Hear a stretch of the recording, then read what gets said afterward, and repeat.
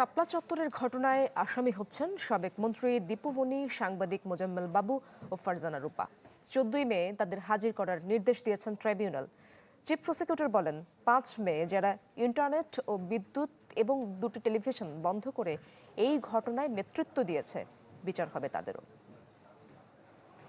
চায়ের কাপে সমাজ বদলের ঝর্ণা তুলে আগে গোছান নিজেকে। প্রিমিয়াম টাইটানিয়াম আলমিরা, গুছিয়ে ফেলুন জীবনটাকে। 2013 সালে শাপলা চত্বরে হেফাজতের সমাবেশে রাতের অন্ধকারে হামলা চালানো হয়। সে ঘটনায় উল্টো বিচারের মুখোমুখি হতে হয় হেফাজত কর্মীদের। শেখ হাসিনা পালিয়ে যাওয়ার পর হেফাজত নেতাকর্মীদের মৃত্যুর ঘটনার তদন্ত শুরু হয় ট্রাইব্যুনালে। বৃহস্পতিবার আন্তর্জাতিক অপরাধ ট্রাইব্যুনাল 1-এ প্রসিকিউশন মিথ্যা বয়ান তৈরি করার অভিযোগে মোজাম্মেল বাবু, ফারজানা রূপা ও দীপু মনিকে ট্রাইব্যুনালে হাজির করার আবেদন করেন। পরে তা মঞ্জুর করেন ট্রাইব্যুনাল।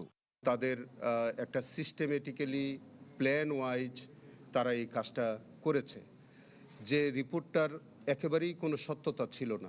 এই 3 জনকে আপাতত আমরা তারা যেহেতু হেফাজতে আছে, তাদেরকে আমরা প্রোডাকশন চেয়েছি।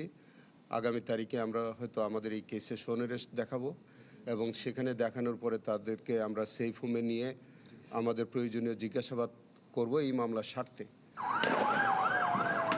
5 মে শাপলা চত্বরে ইন্টারনেট ও বিদ্যুৎ বন্ধ করে দেয়া হয়। শুধু তাই নয়, বন্ধ করা হয় 2টি বেসরকারি টেলিভিশনও। চিফ প্রসিকিউটর বললেন, জড়িত সবাই আসামি হবেন। সেদিন ব্ল্যাকআউট ঘটনার সাথে যারা জড়িত, আমরা ইতিমধ্যে তাদের ইনভেস্টিগেশন আমরা সবগুলো নিয়ে আসতেছি এবং মানে যারা সম্পৃক্ততা আছে এর মধ্যে কেউ আমাদের কাছ থেকে পার পাবে। এদিন আন্তর্জাতিক অপরাধ ট্রাইব্যুনালের চিফ প্রসিকিউটরের সাথে দেখা করতে আসেন হেফাজত নেতারা। হাসিনার হুকুম পালন করতে গিয়ে এদেশের নিরীহ, নিরপরাধ, নিরস্ত্র মানুষদের উপরে এরকম গণহত্যা চালিয়েছে। তারা সবাইকে যেন এই বিচারের মুখোমুখি করে এটা দৃষ্টান্তমূলক যেন শাস্তির ব্যবস্থা হয়।